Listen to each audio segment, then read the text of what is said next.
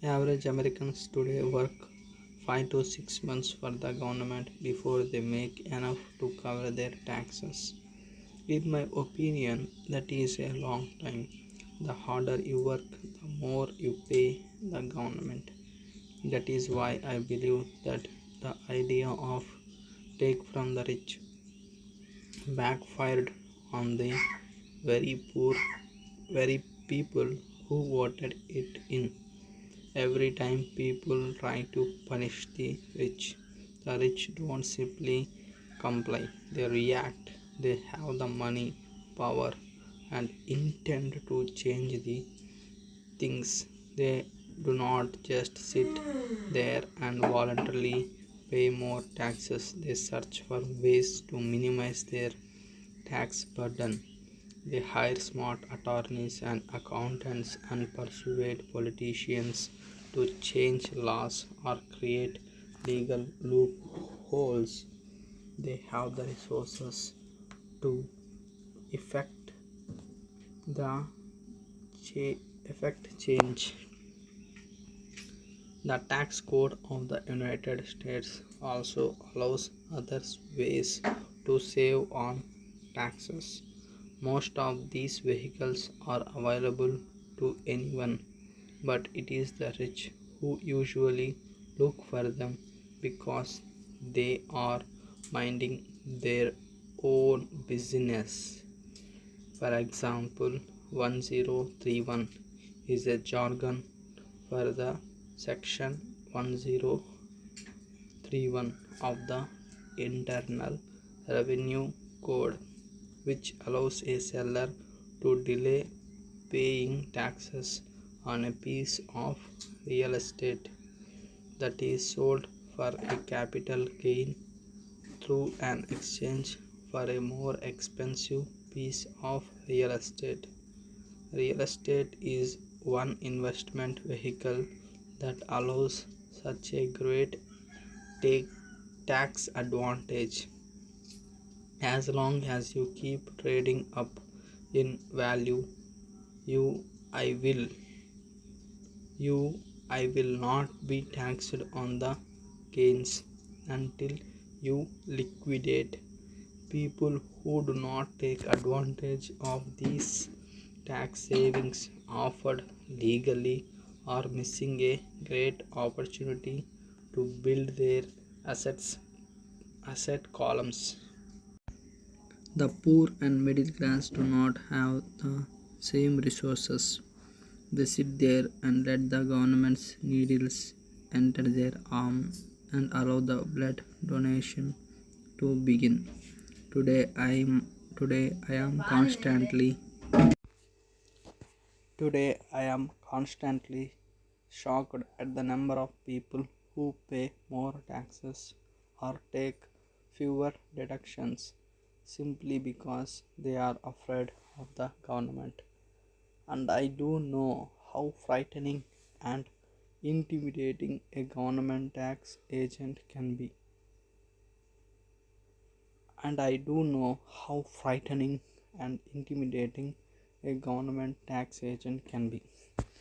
I have had friends who have had their businesses shut down and destroyed, only to find out it was a mistake on the part of the government. I realize all that, but the price of working from January to mid May, that is nearly 5 months, is a high price to pay for the intimidation. My poor dad never fought back. My rich dad didn't either. He just played the game smarter, and he did it through corporations. The biggest secret of the rich. You may remember the first lesson I learned from my rich dad. I was a little boy of 9 who had to sit and wait for him to choose to talk to me. I often sat in his office waiting for him to get to me. He was ignoring me on purpose. He wanted me to recognize his power and desire to have that power for myself one day. He wanted me to recognize his power and desire to have that power for myself one day. For all the years I studied and learned from him, he always reminded me and he always reminded me that knowledge was power, and with money comes great power that requires the right knowledge to keep it and make it multiply. Without that knowledge, the world pushes you around. Rich Dad constantly reminded Mike and me that the biggest bully was not the boss or the supervisor, but the tax man. The tax man will always take more if you let him. The first lesson of having money work for me as opposed to working for money is really all about power. If you work for money, you give the power up to your employer. If your money works for you, you keep and control the money. You keep and control the power. Once we had this knowledge of the power of money working for us, he wanted us to be financially smart and not let bullies push us around. You need to know the law and how the system works. If you are ignorant, it is easy to be bullied.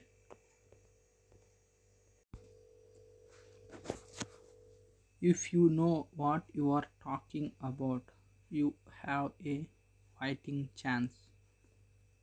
That is why he paid so much for smart accountants and attorneys.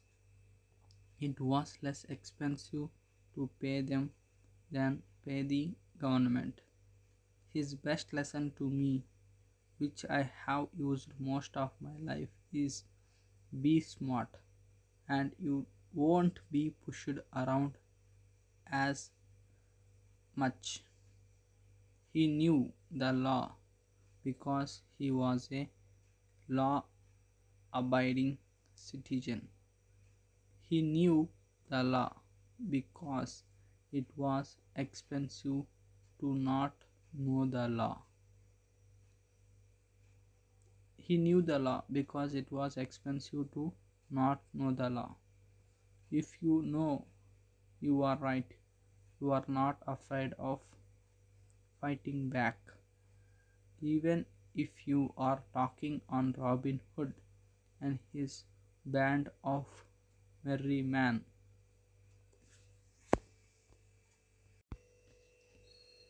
My highly educated dad always encouraged me to seek a good job with a strong corporation. He spoke of the virtues of working your way up the corporate ladder. Working your way up the corporate ladder. He didn't understand that by relying solely on a paycheck from a corporate employer, I would be a do- docile cow ready for milking. When I told my rich dad of my father's advice, he only chuckled. Chuckled means smile quietly or laugh quietly. Why not own the ladder? Was all he said. As a young boy, I did not understand what Rich Dad meant by owning my own corporation. It was an idea that seemed impossible. and intimidating. Although I was excited by the idea, my youth would not let me envision the possibility that grown ups would someday work for a company I would own.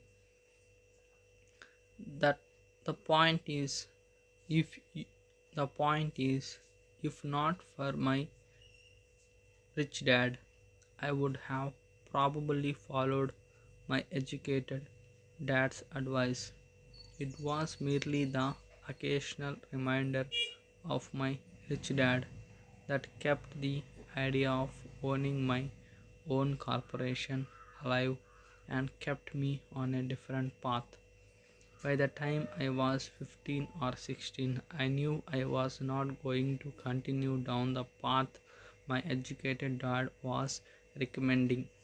I did not know how I was going to do it, but I was determined not to head in the direction most of my classmates were heading.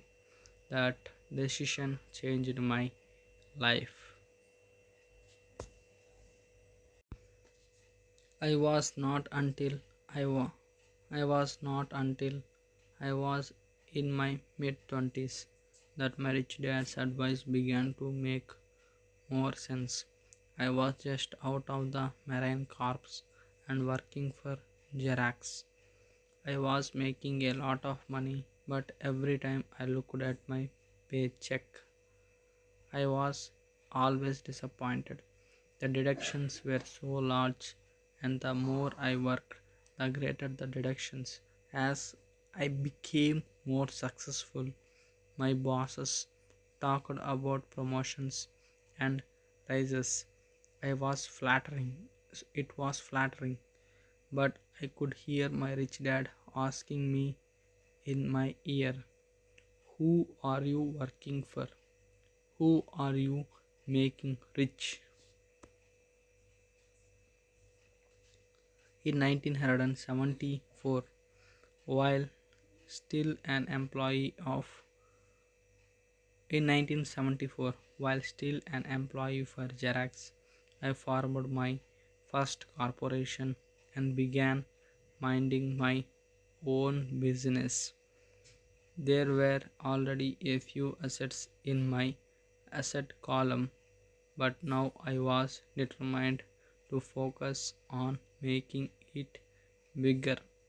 Those paychecks with all the deductions made all the years of my rich dad's advice make total sense. I could see the future if I followed my educated dad's advice. Many employers feel that advising their workers to mind their own business is bad for business. I am sure it can be for certain individuals, but for me, focusing on my own business, developing assets, made me a better employee. I now had a purpose. I came in early and worked diligently, amazing, amazing as much as amassing as much money as possible so I could begin investing in real estate. Hawaii was just set to boom, and there were four fortunes to be made. The more I realized we were in the beginning stages of a boom, the more Xerox machines I sold,